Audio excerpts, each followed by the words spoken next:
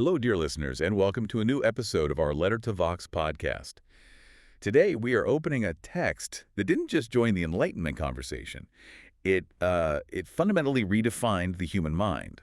We are embarking on a deep dive into John Locke's monumental 1690 work, an essay concerning human understanding. It's a beast of a book. It really is. And it's not just some dusty philosophical text. This is, in a way, the foundational blueprint for understanding how we acquire every single idea, every piece of knowledge we possess. It changed everything because it forced philosophy to look inward. Yeah. At our own limits. That's the perfect frame for it.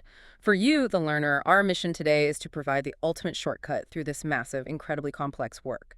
We're going to map out exactly how John Locke believed we get all the materials of knowledge, what he calls ideas. And just as importantly, why he insisted there are strict, unavoidable limits to what we can ever truly know. Exactly. And why our language so often betrays us in that quest for knowledge.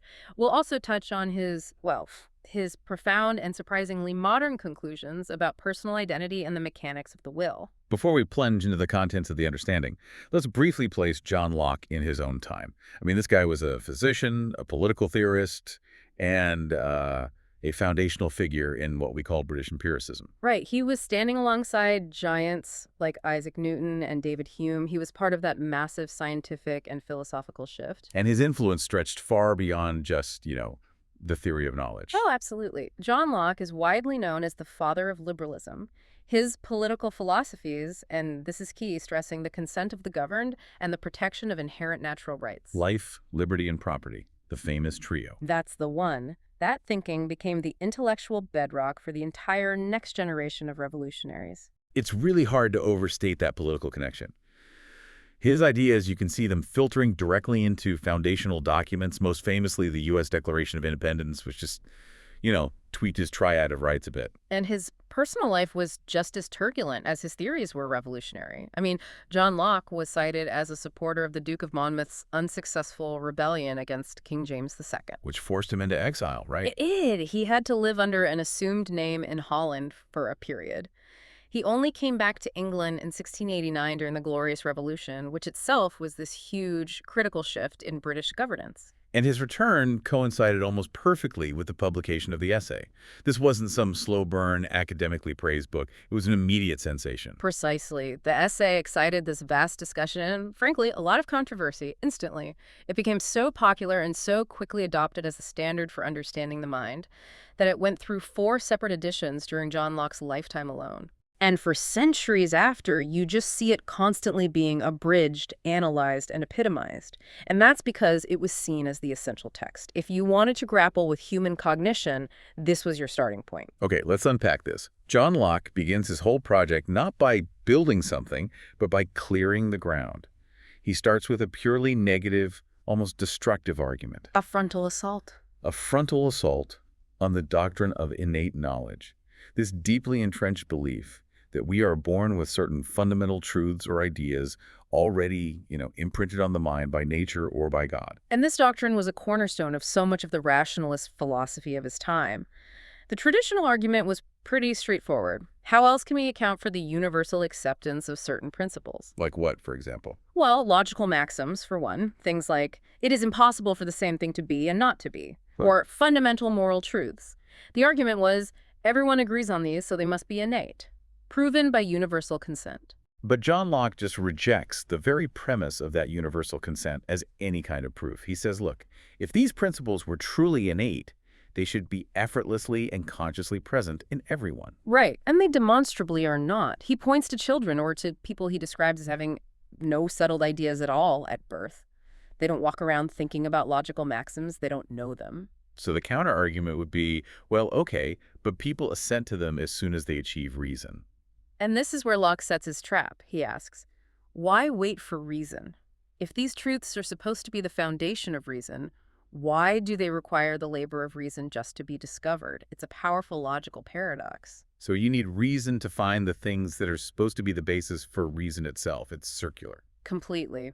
He says, of course the maxims must be embraced as soon as they're understood, but that understanding only comes when reason is already functioning and has provided the necessary simple ideas for the words in the maxim to even make sense. So he makes this crucial distinction. Knowing a logical maxim requires the use of reason to recognize and confirm it, but the maxim itself is not a deduction of reason. It's a truth our reason apprehends, but it's not the innate starting material for reason. If it required reason to be known, it couldn't logically be the innate foundation for reason itself. This just completely undermines the whole idea of nature giving us a shortcut.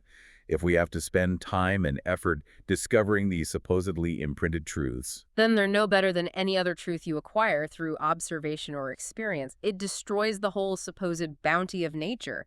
There's no advantage to them being innate if you still have to go find them. and this destructive logic, it goes way past logical maxims and into moral principles, where he launches an even more culturally challenging critique. Oh, absolutely. He argues that moral principles are demonstrably not universal, and his big weapon here is cultural relativism. This must have been pretty radical at the time. It was. This is where he mobilizes evidence from travelers' accounts, the 17th century equivalent of anthropological data. John Locke starts citing all these examples of different customs to illustrate the vast differences in how people think about justice, piety, and chastity in various countries. What are some of the examples he uses? Well, he points out how murders committed in duels are carried out without any remorse in some societies because, as he puts it, fashion has made them honorable. So culture can completely override some supposedly innate moral law. Exactly. He goes even further, discussing accounts concerning the Hottentots and referencing what he calls precious saints amongst the Turks, basically demonstrating that vastly contrary principles can be received as first and unquestionable moral truths in different parts of the world. So the same act, whether it's revenge or something to do with sexual conduct, one culture condemns it as inherently wrong. And another regards it as meritorious or even necessary. This cultural variability proves that whatever moral framework humans use, it must be learned. It cannot be innate. He also seems to be pointing out a danger in believing they're innate. A huge danger. He says if these innate moral principles can be corrupted or lost by mere education and custom, if they can be altered or lost in us, then they are practically useless as a universal divine guide. It's a test of utility. Right. If an infinitely wise God imprinted these principles, why would they be so pliable? It's, in his words, all one to have no rule and one that will warp any way. He then applies this same devastating logic to the idea of God. Hmm. Even if the notion of a deity were universal, which he points out history shows it is not. Citing complaints of atheism even in so-called civilized countries. Right. Even if it were universal, that wouldn't prove the idea is innate. No. He argues the idea of God is naturally deducible from the visible marks of extraordinary wisdom and power that appear plainly in all the works of creation. Any rational creature who just sits down and seriously reflects on these marks cannot miss the discovery of a deity. So the capacity to reason and observe the world is enough. You don't need a pre-installed idea. It's the exact same distinction he made with the logical maxims. Universal knowledge of fire doesn't mean the idea of fire is innate, it just means everyone has experienced it. Likewise, the idea of God is agreeable to the common light of reason. It's something rational creatures can naturally arrive at through experience and reflection. And this brings us to the fundamental logic John Locke uses to define what an idea in the mind actually means. This seems to be all about perception and memory. Yes, he establishes a very strict rule. He says whatever idea is in the mind has to satisfy what we can call the consciousness test. It is either an actual perception happening at that moment, or it can be recalled via memory. But, and this is critical, with a consciousness of a former acquaintance with it. You have to know you've known it before. This is where his famous thought experiment comes in. The story of the blind man who regains his sight. It becomes his sort of deeper proof against innate ideas. It's a brilliant argument, so let's walk through it. Imagine a man who was born blind, or maybe blinded in infancy, and he lives for 40 or 50 years like this. Then, through some surgery, his cataracts are couched, and he perceives color for the very first time. Okay.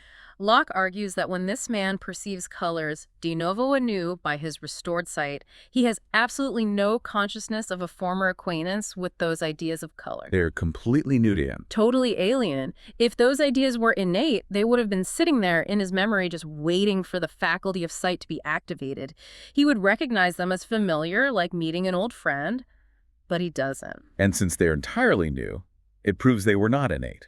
They weren't resident in the mind before sensation came along and provided them. It's just a beautiful way to use an empirical, observable thought experiment against a purely metaphysical claim. So the ultimate conclusion of this first part of Book 1 is that innate principles are philosophically unsound, they're logically paradoxical, morally inconsistent, and at the end of the day, practically useless.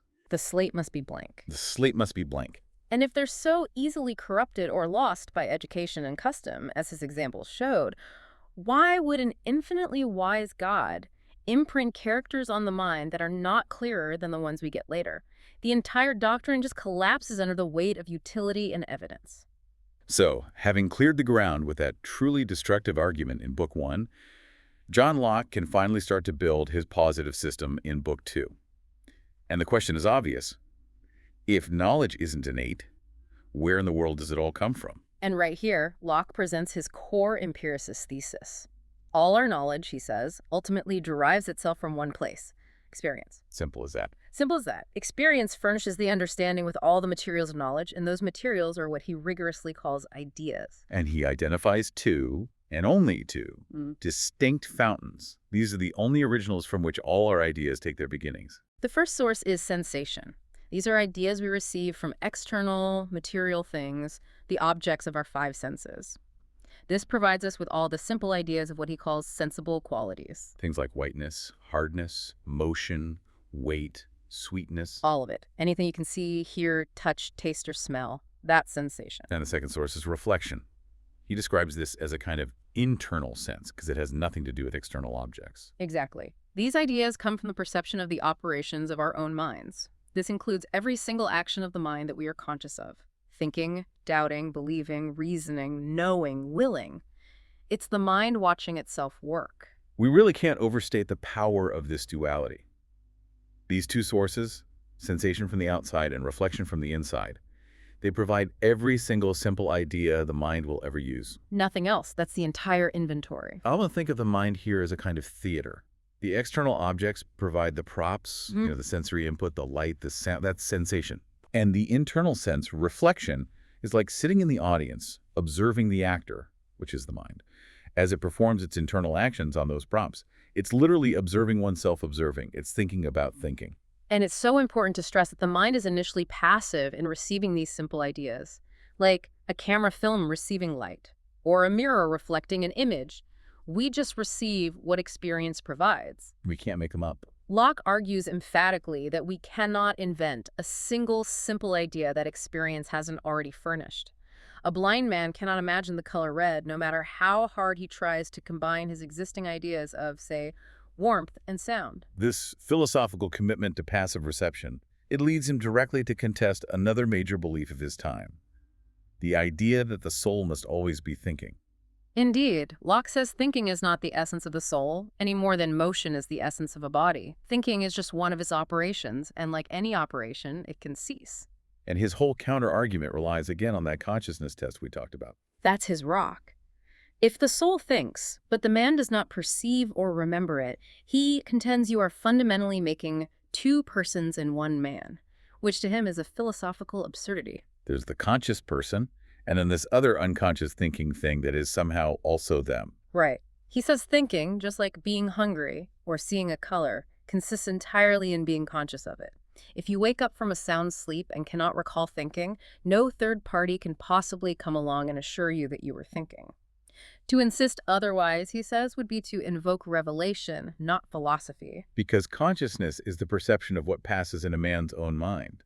If you can't access the idea, then for you, it simply didn't exist. The whole idea of an unconscious thought process is just dismissed as unintelligible to him, because for Locke, knowledge cannot go beyond experience, and inner experience requires consciousness, period. If the mind truly always thought, every single person would have this constant, undeniable stream of internal activity from birth onward. The absence of that memory, that consciousness, is all the proof he needs that thinking is an operation, not some unceasing essence. Okay, so moving on from there, one of the most lasting and critical distinctions John Locke made in his essay concerned how these external material objects actually affect us.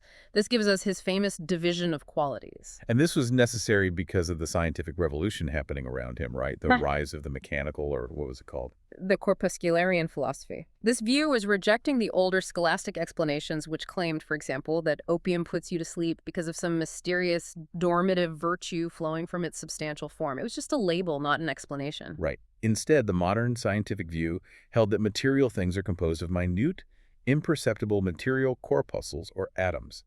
And the mechanical interactions, their bulk, their figure, their motion, are what generate all the observable properties we see. And this new scientific framework is what allowed John Locke to categorize qualities into primary and secondary. Okay, let's start with the primary qualities. What are those? Primary qualities are those that are inseparable from the body, no matter what state it's in. These are qualities that truly exist in the bodies themselves, independent of our perception. Like size, shape. Bulk, figure, motion or rest, texture, and solidity. Crucially, our ideas of these qualities are considered resemblances of the qualities as they exist in the object itself. When I perceive a cube, my idea of its shape genuinely resembles the cube's actual shape. Okay, that makes sense. Then you have the secondary qualities, and this is where the philosophy gets, well, truly interesting and a little bit unsettling. It is unsettling. Secondary qualities include things like colors, sounds, tastes, warmth, and smells. Locke insists that these sensations are not resemblances of anything in the body. They are merely the power of the object's primary qualities, the figure, the size, the motion of its insensible minute parts, to produce those specific sensations in us. So wait, the redness isn't in the apple. No. According to Locke, the apple's surface structure has a specific primary quality, a certain figure and texture, that has the power to reflect light in such a way that it causes the idea of redness to arise in our minds. The redness is subjective. It's located in the perception, not the object. That's a huge distinction, because we instinctively think the color's out there in the world. We do. And Locke says we constantly confuse these powers with real qualities. He uses this fantastic, stark, illustrative example. He asks, why do we instinctively believe the idea of warmth is truly in the fire, but the idea of pain, which the very same fire produces when we get nearer, is not in the fire? That's a great question, because nobody thinks the fire contains pain. Right. Both of those sensations, the warmth and the pain, are produced in us in the exact same way, by the violent mechanical action, the bulk and motion of the fire's tiny parts affecting our sensory organs. So since the pain is obviously subjective, just a result of the interaction, Yeah. then the warmth must also be subjective, just a result of the interaction. Precisely. We confuse the objective mechanical motion, which is the primary quality, with the resulting subjective sensation, the secondary quality.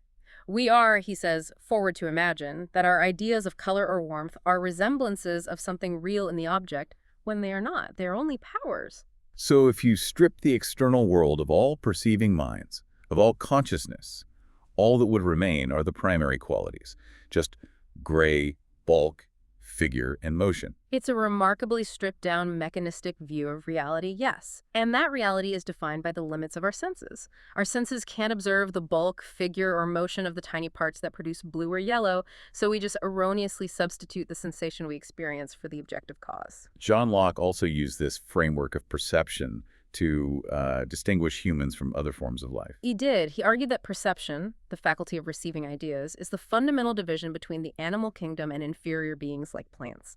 Plants might grow or alter their figures, but that's likely all bare mechanism, just physics and chemistry, done without any sensation or the internal receiving of any ideas. So what about animals? Do brutes have memory and ideas under the Lockean definition? Oh, they absolutely do. He's very clear on this. Animals possess both perception and memory.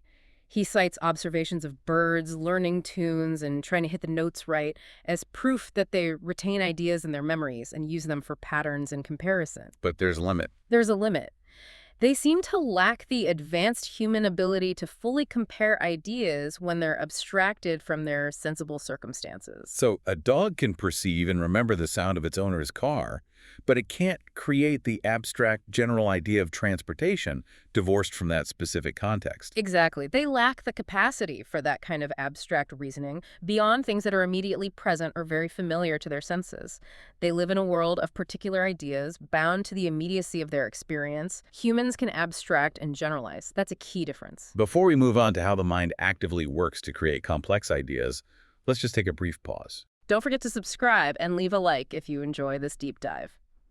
Okay, so having received all these simple raw materials from sensation and reflection, the mind now begins its active phase. This is no longer passive reception.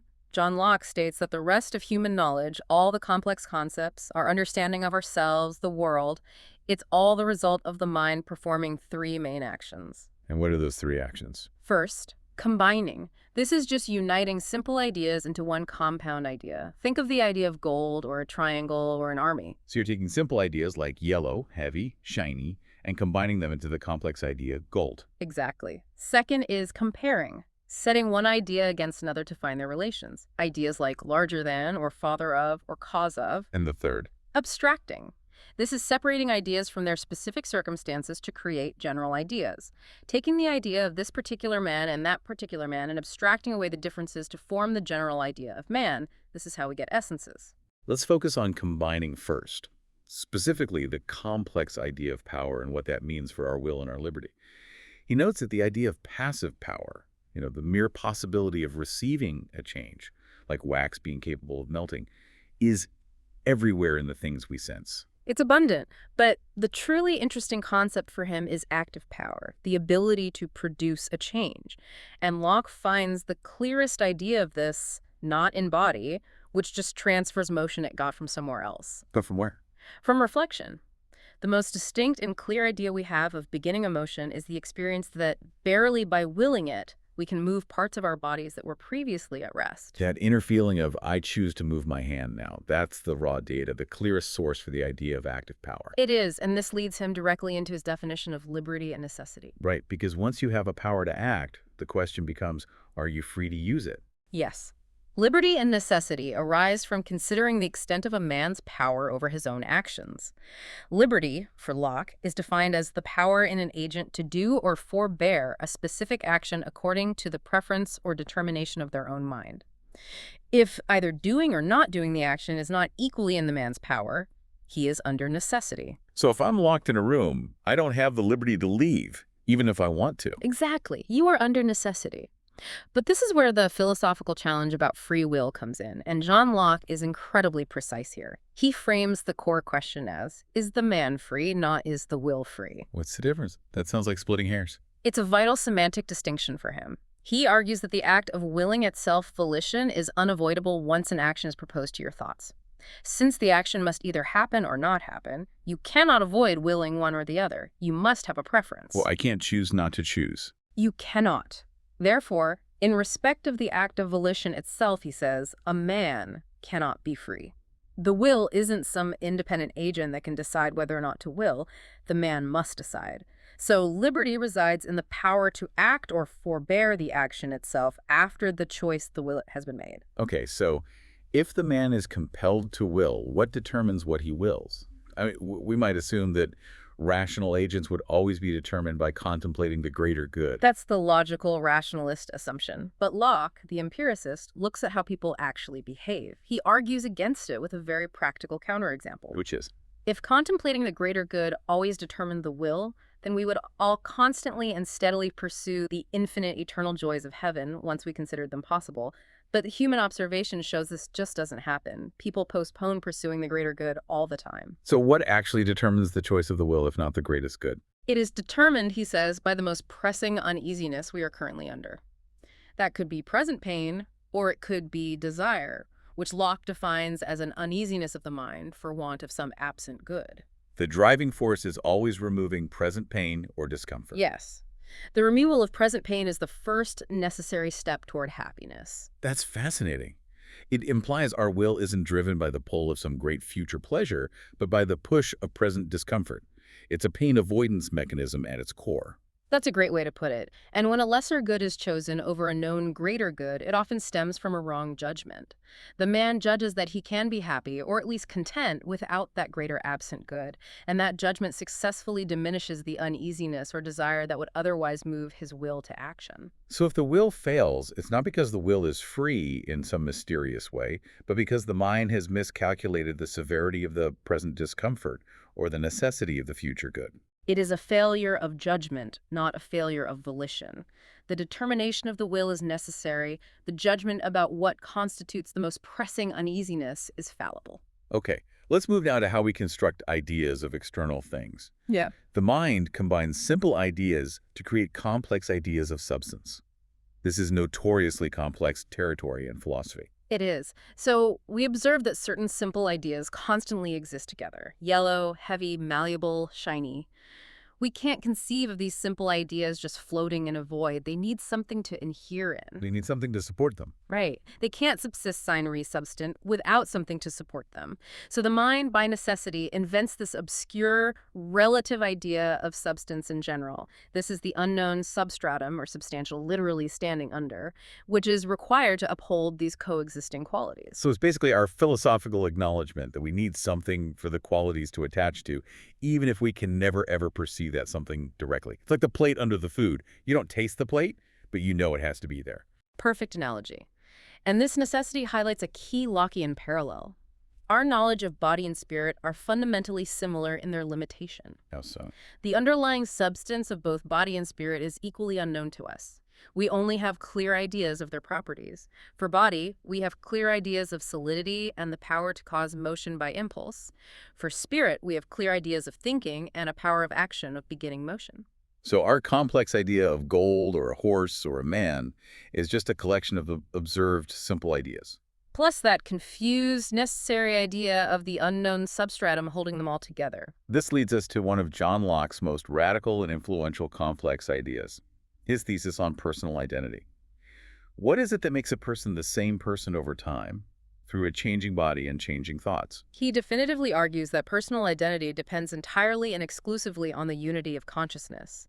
Identity is established by the ability of any intelligent being to reflect on a past action and repeat the idea of it with the same consciousness it had of it at first. So my identity is my memory, basically, my continuous thread of awareness. That's the core of it, which means identity is not dependent on the same identical substance, whether that's the constantly fluxing particles of your body or even some unchanging immaterial spirit or soul. Wait, so it's not the soul? Not necessarily. As far as that same consciousness can extend to actions past or to come, so far and only so far is it the same personal self. The implications are extraordinary. He says if the same consciousness could be transferred between two entirely different thinking substances, say, if the soul of Socrates were suddenly given the consciousness of all of Plato's actions, It would be Plato. The person would be Plato even if the substance was Socrates' soul. it would constitute one person, Plato. That is truly radical for the 17th century. It completely separates the idea of personhood from the idea of substance. It makes the self a matter of memory and subjective experience. Conversely, if one body, say a man's body, housed two totally distinct, non-communicating consciousnesses, one by day, one by night, what would Locke say? They would be two distinct persons, as distinct as Socrates and Plato. He even uses this concept to explain common legal and social practices. Such as? He notes that human laws tacitly follow this logic. We generally don't punish the sober man for what the madman did. We don't hold the waking man accountable for what he did in a sound sleep if there is no consciousness linking the two states. We even say, in common language, that someone is not himself, which insinuates that the self, the person, has changed. And Locke argues this common language validates his thesis. Yes. A carcass without consciousness cannot be a person. It all comes back to that internal reflective awareness. That transition from a purely metaphysical definition of self to its immediate validation in human law is brilliant. And of course, John Locke realized that if all our thoughts are these invisible ideas, then to communicate them, we have to use words. This brings us to Book 3, which is dedicated entirely to language. Yes, it's his attempt to grapple with how words, these sensible signs, both enable and profoundly restrict human knowledge. He established that words are necessary sensible signs, arbitrarily imposed to communicate our invisible ideas. And crucially, They're not connected to ideas by nature. If they were, he says, there would only be one language. Exactly. Words are just voluntary and unsteady signs of our own internal ideas. And this arbitrary nature is the source of profound philosophical and real-world problems. What are the main pitfalls that arise from this? The problems come up because men unconsciously give their words a secret reference to things beyond their own minds. First, they suppose their words mark the precise ideas in other men's minds. They wrongly assume that because we all use the word justice, we all have the exact same complex idea attached to it. And the second mistake. Because men want to speak of things as they really are, they often suppose their words stand for the reality of things, not just their own ideas of those things. And this instantly brings us back to that problem of classification and essences, which are the concepts words are supposed to stand for. Indeed, John Locke argues forcefully that our general ideas, the concepts words like man or gold stand for, are the workmanship of the understanding. They are, in his words, fictions and contrivances of the mind. These abstract ideas are what he calls the nominal essences.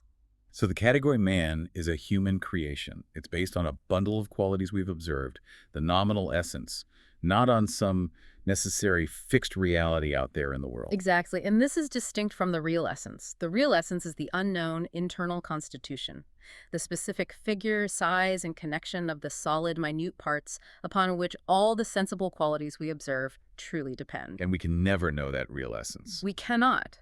Not for any natural substance, because our senses simply cannot observe those internal microstructures. We classify based on what our senses tell us, which is always inadequate, not on what fundamentally is. His example of ice and water illustrates this perfectly, doesn't it? It does. If an Englishman has only ever known water as a liquid, and then he sees it frozen solid in winter, he might just call it hardened water. It wouldn't necessarily be a new species to him unless he decided to annex a distinct name and complex idea to it based on its new observable qualities, hardness, fixity, and so on. So whether ice and water are two distinct species depends on whether we create two distinct nominal essences for them. It has nothing to do with some unknown, objective, natural classification. Precisely. Nature produces individuals. Man creates species by naming. This limitation on our knowledge of the real essence must profoundly impact the certainty of our language. Locke breaks down the different types of words and explains why some are less doubtful than others. He does. He finds that the names of simple ideas, words like white, sweet, or motion, are the least doubtful, and that's because they stand for a single, direct perception from experience.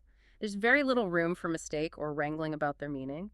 You either perceive the sweetness or you don't. Then there are the names of mixed modes, things like justice, murder, or gratitude. And surprisingly, he says these are clearer than the names of substances. Why would that be? Because they are archetypes.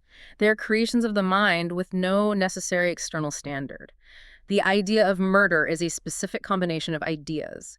Killing a man with malice, without legal authority, which the mind itself defines and then names. The mind is both the source and the standard.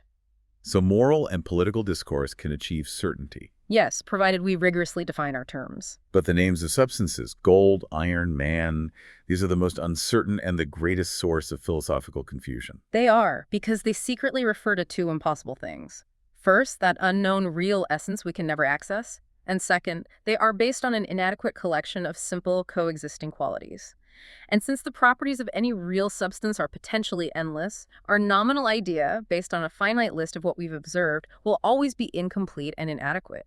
Our definition of gold will inevitably fail to capture every single property gold possesses. And the greatest abuse of words, he concludes, is just presuming that words have some necessary and evident meaning, leading men to imagine that the speaker and listener share the exact same precise ideas just because they're using the same word. And that failure to agree on the precise ideas words stand for leads to what he called noise and wrangling without improvement of information. It's especially true in philosophical or moral inquiries where clear, determinate ideas are required. Men think they're talking about the thing when they're really just shifting sounds around, leading to obscurity and eternal dispute. This realization about the limits of language and the inadequacy of our nominal essences, it sets the stage for Book 4, where he finally assesses the extent and certainty of human knowledge. Right. Knowledge, for John Locke, consists entirely in the perception of the agreement or disagreement of our ideas.